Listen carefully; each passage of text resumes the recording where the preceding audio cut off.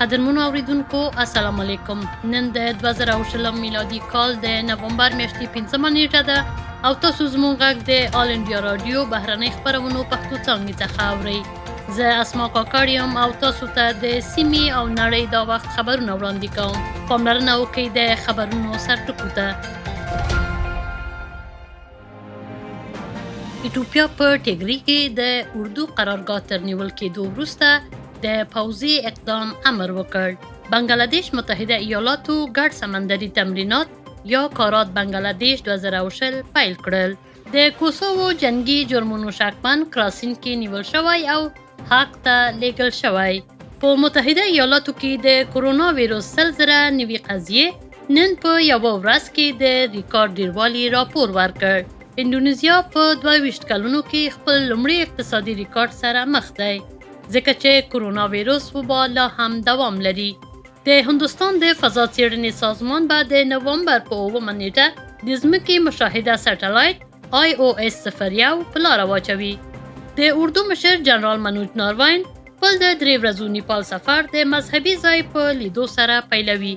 لومړی وزیر مودي نن د نړۍ د پانګوالو د ګردې میز کانفرنس په غاړه لري.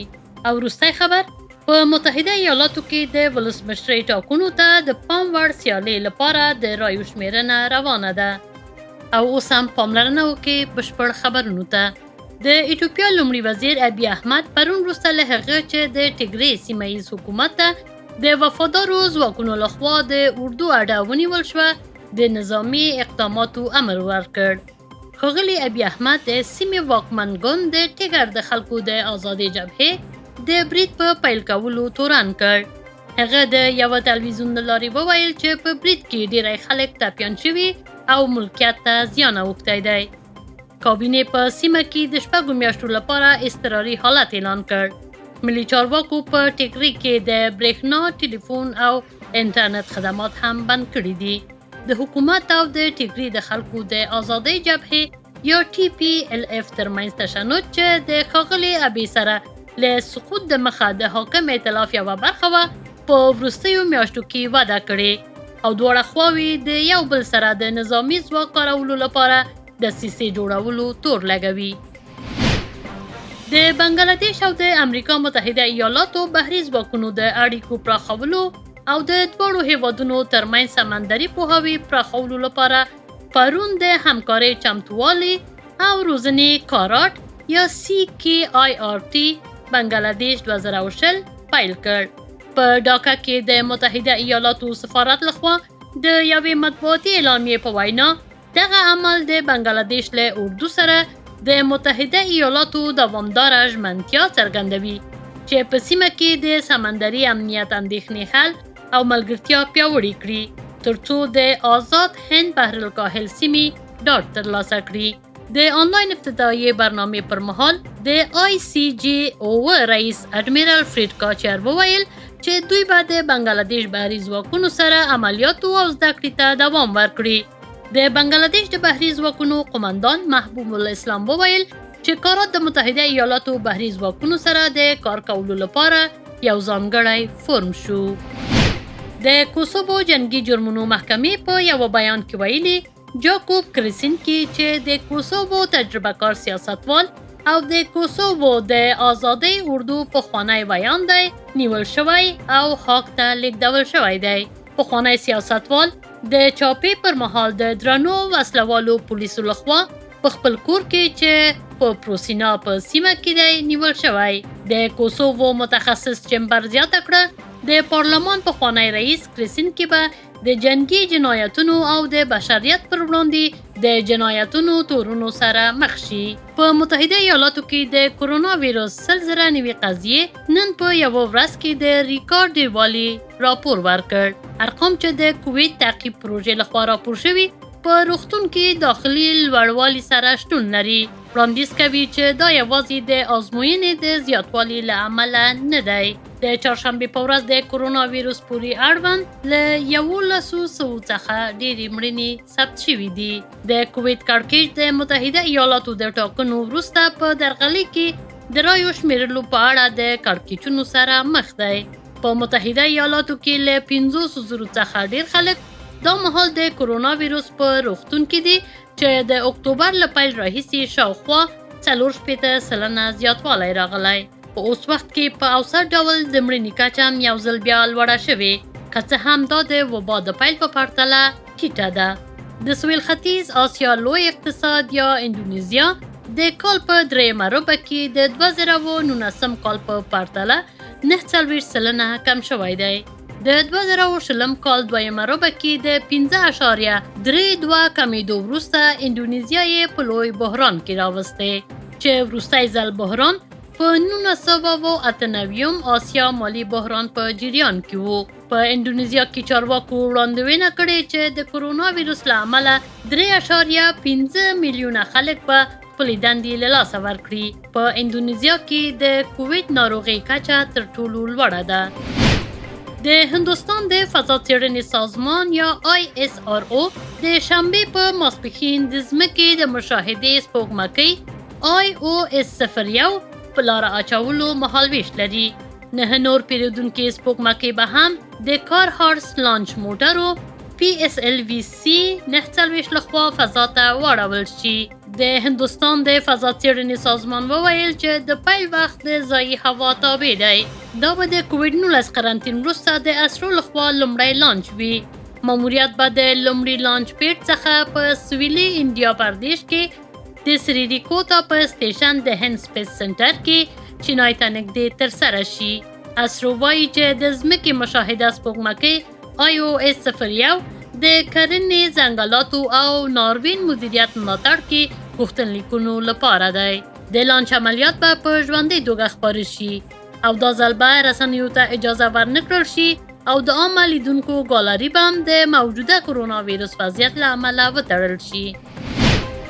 د پوځ لوی درستیز جنرال منوج ناروین چې نیپال ته په 3 ورځني سفر تللی دی، پرون د دیني ځایونو څخه لیدنه وکړه. جنرال ناروین د کټماندو دربار چوک کې کماري غر ته لاړ او هلته یې د کماري عبادت وکړ او وروسته یې د خپلې میرمن ویناټا ناروین سره د بسنټپور دربار چوک شاوخوا سفر وکړ. جنرال ناروین ته به د شیټل نیواز په ښار کې د پانګونې په مراسمو کې د ولسمشر BJDV بهانداري تودات لخوا د نیپال د اردو د اعزامي عمومي رتبې ورکړل شي. جنرال ناروین به د خپل سیال ټاپا سره دوه اړخیزې خبرې وکړي او هغه به د نیپال د اردو د مشر په کوربتوب په ډوډۍ کې ګډون وکړي. د جمعې په ورځ به جنرال ناروین د شیوپوري په نیپال کې د اردو کارمندانو او کمانډ کالج کې لیکچر وړاندې کړي، چیرې چې د نیپال د اردو لوړپوړي افسران به هم پکې ګډون وکړي. لومړی وزیر نریندرا مودي به نن ماښام د مجازي نړیوال پانګوالو ګردي میز کنفرانس مشري وکړي. ګردی میز د مالیې وزارت او ملي پانګونې او زیربنا فنډ لخوا تنظیم شوی. دا د مخکښ نړیوال اداراتي پانګوالو، د هندي سوداګریزو مشرانو او د هندوستان حکومت تر ټولو لوړې پریکړې کوونکو او مالي بازار تنظیم کوونکو ترمنځ ځانګړې خبرې دي. ګردی میز به د نړۍ د شلو لوی تقاوت او خپلواکه شتمنۍ فنډونو څخه د شاوخوا 6 تریلیون ډالرو مدیریت لاندې شتمنیو کې برخه واخلي. دا نړیوال اداري پانګونکي د متحده ایالاتو، اروپا، کاناډا، کوریا، جاپان، منځنی ختیځ، استرالیا او سنگاپور په شمول کلیدي سیمې نمایندګي کوي. مجازي نړیوال پانګوالو ګردی میز به د هند اقتصادي او پانګونې لید جوړښتي ریفورمونو او د 15 تریلیون ډالرو اقتصاد ته لاره کې د دولت لید په اړه بحثونو باندې تمرکز وکړي. په متحده ایالاتو کې د ولسمشرۍ ټاکنو د پام وړ سیالۍ لپاره د رایو شمیرل روان دي. ایالتونه لکه پنسلوانیا، شمالي کارولینا، اریزونا او جورجیا د زنګ وهلو ته ډیر نږدې پاتې دي. د CNN په وینا د ډیموکراتانو کاندید جو بایدن د 253 څوکیو سره د سیالۍ مخکښ دی، په داسې حال کې چې ولسمشر ډونالډ ټرمپ 214 چوکۍ لري. په 1538 غړیو انتخاباتي کالج کې ګټونکی 270 څوکیو ته اړتیا لري ترڅو د پای ګټونکی اعلان شي. دا و د دې مهال خبرونه.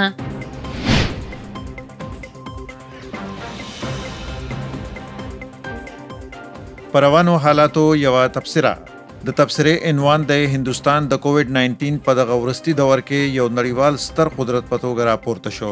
لیکنه د جی شرینیواسن او جباړه وینا د هریندر کمار سواتی. په ورستۍ اونیو کې د اقتصاد هڅونکو اشارو لړۍ دا خوشبیني منځته راوستې چې د هند اقتصاد د 2020 مارچ راهیسې د نوول کرونا وایرس خپرېدو په پایله وضع شوي بند یا لاکډاون پړاو په پړاو په چټکۍ سره پای ته رسېدو سره وده کوي.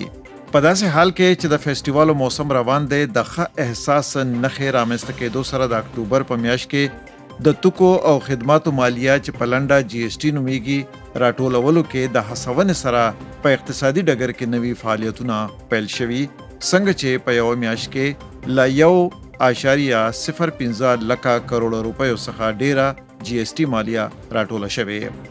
تر دې دمه دا د فروری میاشت راهیسې د غیر مستقیم مالیې څخه تر ټولو لوړ میاشتنی عاید دی، کله چې د مارچ په میاشت کې د ناروغۍ خپرېدو او لومړني اوږد لاکډاون څخه د مخه دا ډیر زیات دی.